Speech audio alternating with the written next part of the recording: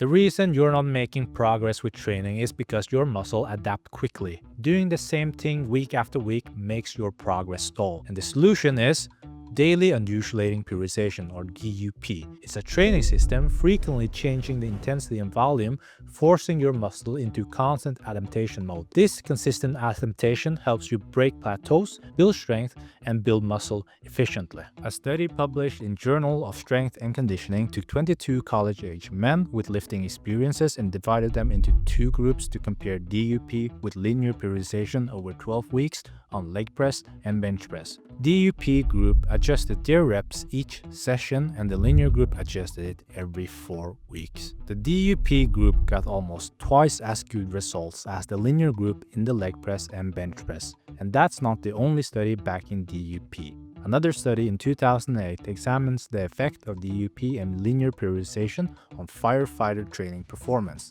DUP group achieved better upper body strength, lower body strength, power output, vertical jump, and grinder speed. So I am by no means the strongest person in the gym, but these past 12 months I've gotten amazing progress by integrating DUP.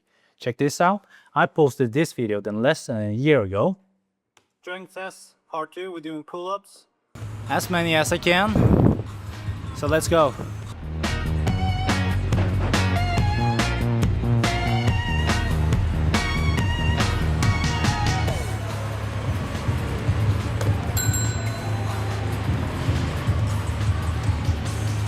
Ten reps. I weigh exactly the same now as I did on the pull-up test. Just that nowadays I don't weightlift as often. I do it twice a week max. Back then I did it 4 or 5 times a week. Right now I'm way more into running and biking, especially here in Cape Town. It's stunning. But let's do the pull-up test again, and let's do it with 10 kg extra. Surely I can't be stronger now when I'm lifting less.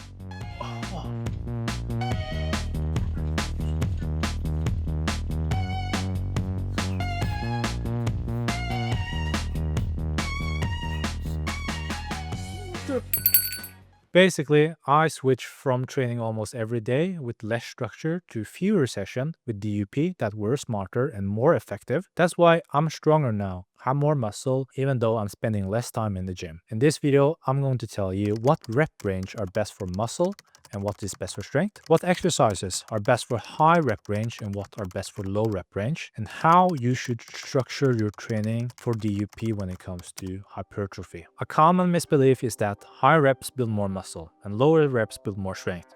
But a landmark study by Schoenfeld showed that equal muscle growth occurred between groups lifting moderate loads, 10 reps, and heavy loads, about 3 reps. Muscle growth isn't driven by a specific rep count or a magical weight number. Instead, it's driven by forcing adaptation to the point where you're making a face where it looks like you're squeezing out the biggest shit on your life, to the point where your arms are like shaking when you're finishing your last rep. And that can be achieved whether you're lifting heavy with low reps or moderate weight with high reps. Progressively overloading is the key, forcing your body to adapt to more reps or more weight. When you plateau, you stop growing. And just like how runners use polarized training, mixing low intensity volume with high intensity intervals to break plateaus, DUP applies a similar concept for weightlifting, alternating between low and moderate to high rep range to overcome plateaus. It works because DUP utilizes muscle growth by leveraging multiple growth pathways simultaneously. Lower reps with heavy weight enhances raw strength through mechanical tension, while higher reps with lighter weight creates metabolic stress, crucial for hypertrophy. Regardless of whether your goal is to build strength or muscle, DUP should be utilized for both for best possible result, because more strength enables you to do more reps and more muscle allows you to lift heavier. However, the way you split up your rep range should be tailored to your specific goals. For muscle building, DUP should be allocated like this. For strength gains, DUP should be allocated like this. Another reason why DUP is great for breaking plateaus is that it sets you up for success the following week, especially in terms of recovery. By alternating the focus on mechanical tension and metabolic stress, DUP reduces the load exerted on each pathway. As a result, you recover more effectively, making it easier to progressively overload next week. Thus, forcing adaptation next week becomes easier. DUP also prevent boredom, mental burnout, and also sometimes mental barrier because, for example, if hitting 5 reps on 225 feels like a mental block, changing up your training to do 2 reps at 245 or 3 reps at 235 can help you overcome the mental barrier of breaking 5 reps at 225 because once you hit 3 reps on 235, the challenge of doing 5 reps at 225 feels less intimidating. It reduces a lot of mental pressure. It's like losing your virginity. The first time might be nerve-wracking because you build up so much pressure of hitting a milestone, but once you've done it, it gets easier to get laid the next time because there's no mental barrier of hitting a milestone. Now, let's talk about how you should split up those reps between different type of exercises. First up, let's talk about compound movements like squats, deadlifts, and bench press. Here's why you should keep your reps on the lower side with those exercises. Reason number 1, when you start doing more reps, it's more likely that your form starts breaking down due to fatigue. And when your form starts breaking down, especially on compound movements, there's a high risk of injury. But if your form starts breaking down on machines, you're more likely to get away with it without injuring yourself. I've never heard about somebody getting injured doing leg curls, but I hear people getting injured doing deadlifts all the time. Also, number 2, by sticking to lower reps, let's say 3 to 5 reps per set, you can really focus on lifting heavier weight. You see, compound movements are way better than machines when it comes to building strength. But studies have shown that you can get the same kind of muscle gains from machine as from compound movements. So why not do higher reps on machines where you focus on hypertrophy?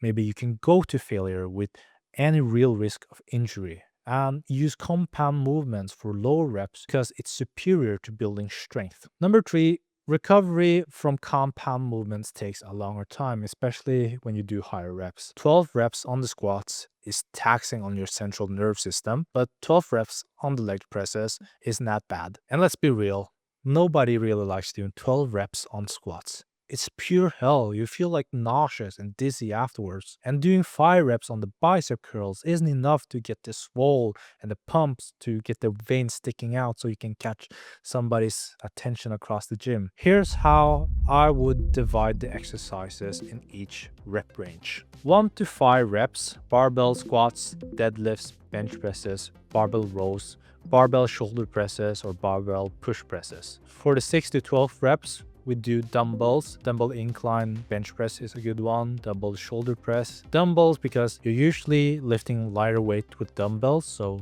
less risk of injuries. And also for 6 and 12 reps, we're doing the machines. All the chest and shoulder press machines, leg press, deadlifts machine, hyperextension, leg curls, even pull up or pull down. For the 12 plus reps, it's all about the isolation movements like bicep curls, tricep extension, lateral raises, calf raises. There's virtually no risk of going to failure on those exercises. If you're curious about which exercise fit which specific rep range and how to structure it for your training, I've summarized this all for you. It's in the link in the description. It's completely free. You're welcome. If you only have 5 hours a week to spend in the gym, here's how you should structure DUP for best result for your time. The thing with low reps or strength focus sets is that they require a lot of recovery time. But combining DUP with supersets is a match made in heaven. So instead of standing there like a lemon recovering from your strength sets while you're scrolling on Twitter, you can pick an exercise that target a different muscle group. Example would be bench press and pull up. And when I do superset with compounds movements, I like to have one exercise focused on strength and one on hypertrophy. And I always start with my strength sets because I want to be 100% ready for my strength sets. Supersets can be just effective as traditional single sets, provided that the exercise don't overlap each other when it comes to muscle group, and as long as your cardio isn't the limiting factor. And if you continue to do your supersets, your cardio will adapt to the intensity, so that won't be a problem. If you only have 5 hours a week, using superset with DUP lets you squeeze in more volume and maintain a really high quality sets for your time. Over months and years, this approach with DUP and superset will have a significant compounding effect on your gym results. I hope you found this video useful.